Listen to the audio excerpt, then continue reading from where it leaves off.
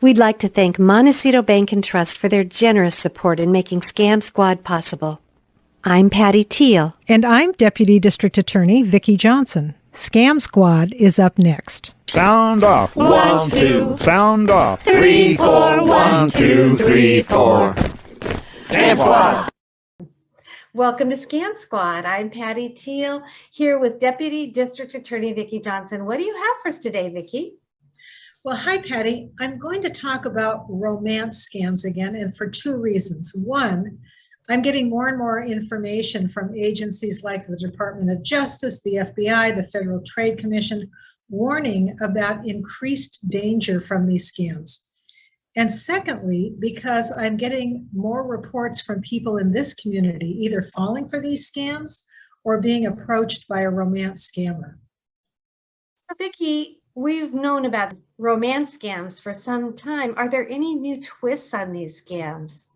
Yes, there are, Patty, and there are a couple of things to watch out for. Before, these scammers lurked primarily on dating sites. Now, more and more, they're showing up on social media platforms like Facebook or Instagram. And let me give you an example about how this worked in one case. And I got this from an article that was posted December of last year. Here's how it starts. Sue just lost her husband. They had had a great 40-year marriage. Like most people, she had friends and family around to help her through her grief, but her sadness continued to grow each day. She found herself on her Facebook page, reminiscing about old times and memories of her late husband. She posted pictures of vacations they took, cars they bought, and other memories to help her feel not so alone. Then one day, a message alert dings, telling her someone is sending her a note. It reads something like, I know you don't know me, but I saw your posts just scrolling through Facebook, and like you, I lost my wife to cancer 7 years ago. I just want you to know it gets easier, but it never goes away. Stay strong, Bob. What a beautiful message to receive from a complete stranger. Sue replies with a thank you and a heartfelt message of grief for this stranger and a lot of gratitude to have someone who truly understands her.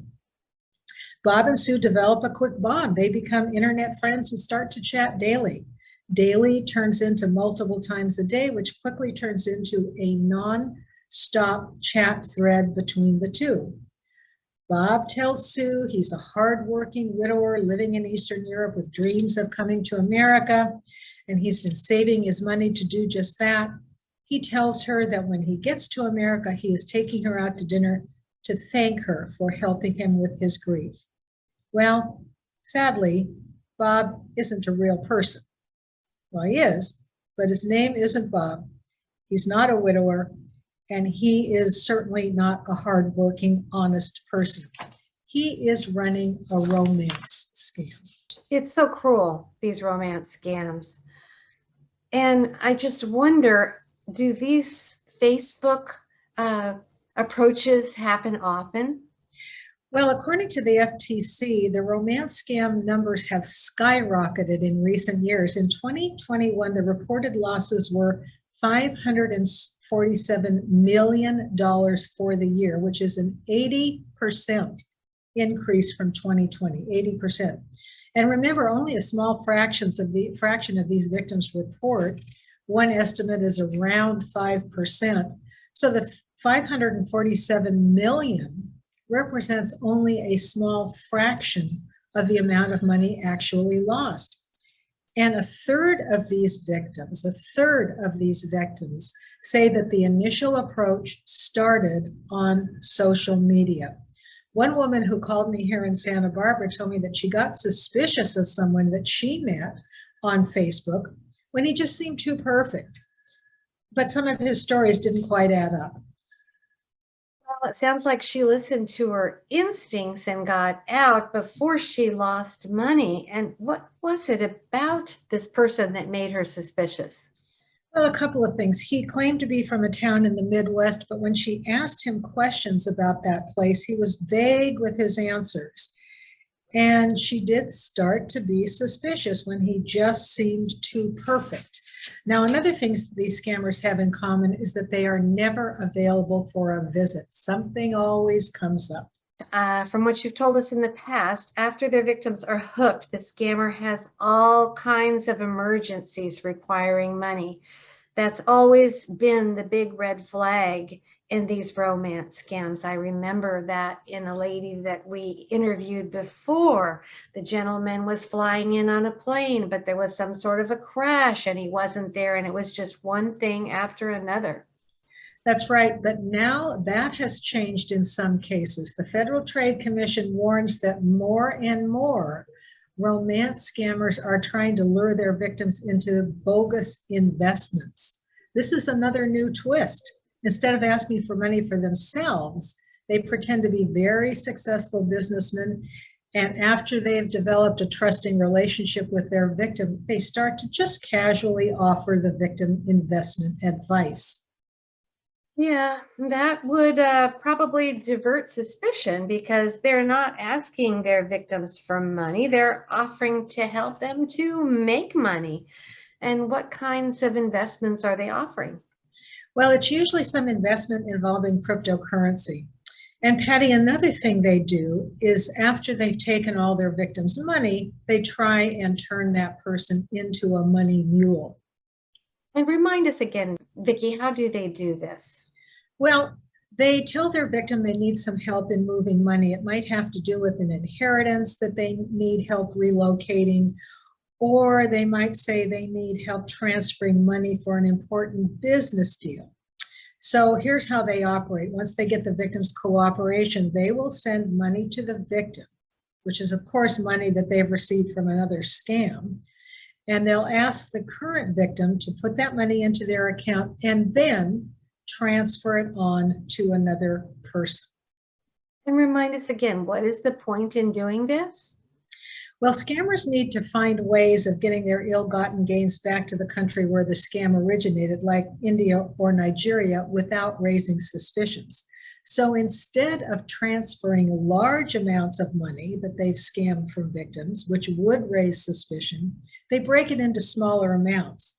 They send these smaller amounts to their money mules to put in their own account with instructions to send it to then yet another person. So the money might move in smaller chunks between several different accounts before it's finally sent to the country of origin. And this is to avoid, again, raising any suspicion from a bank and also to muddy the trail for law enforcement. And it's illegal, isn't it, to help scammers move their money? Yes, it absolutely is. And the victim, of course, thinks they're just being helpful when they are actually breaking the law by laundering money. Wow, that's just awful for the poor victim of the scammer who doesn't even know that they're breaking the law. How can someone spot a scammer? And if you're looking for love or companionship online, and how can you know or suspect that it's not a legitimate person? Well, here's the advice from the Federal Trade Commission, a lot of which we've heard before. First of all, nobody legitimate will ever ask you to help them by sending cryptocurrency, buying gift cards, or wiring money. Anyone who does that is a scammer. Secondly, never send or forward money for someone you haven't met in person. And whatever you do, don't act on their investment advice. And, talk to friends or family about this new love interest and pay attention if they're concerned. Or if you want, call me on my fraud hotline and I'll talk to you about it also.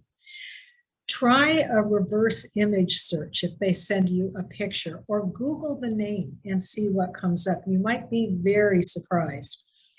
And finally, report suspicious profiles or messages to the dating app or the social media platform, and then report to the Federal Trade Commission. And you can do that by going to reportfraud.ftc.gov.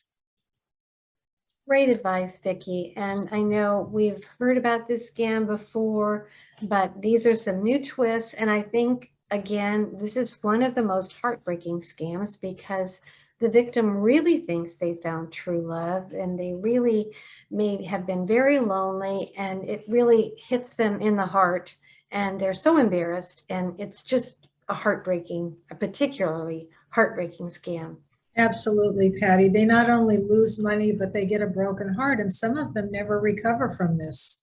It's just a terrible scam, and this is why I keep talking about it, because I really want to protect our listeners from falling for anything like this. Absolutely. I don't know if you have good news today. I don't today. But it's right around the corner. I know. Right We'll have it next week. I guess the good news was in the story, because the woman that I talked to here locally did not fall for the scam that she started to get involved with. She got suspicious early.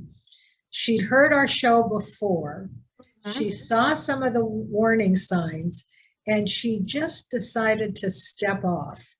So I would consider that very good news. That is very good news. And I've gotten so suspicious, Vicki, because of the stories. I actually was talking to a woman the other day, and she told me about her love interest and how they were planning to get married, but that she'd never met this gentleman. And of course, my antennas go up. I'm like, you've never met him? You've heard about the romance scam, right? And I don't know if he was a scammer or not, but I had to put my 2 cents out there because it's worrisome. She said he hadn't asked her for money, but if he does, at least she will be forewarned. And so, yes. And anyway, that is good news, Vicki, that this woman did not fall for it. And I would like you to give our listeners your fraud hotline number. Absolutely. Area code 805-568-2442. And again, 805-568-2442. And I really invite our listeners, if you have any questions about suspicious phone calls you get or emails, or if you're concerned about somebody that you may have met online on Facebook or Instagram or one of the social media apps, please call me. I'd much rather talk to you than have you continue on in the relationship and perhaps get victimized. Until next week. Yes. Bye-bye now. Bye-bye.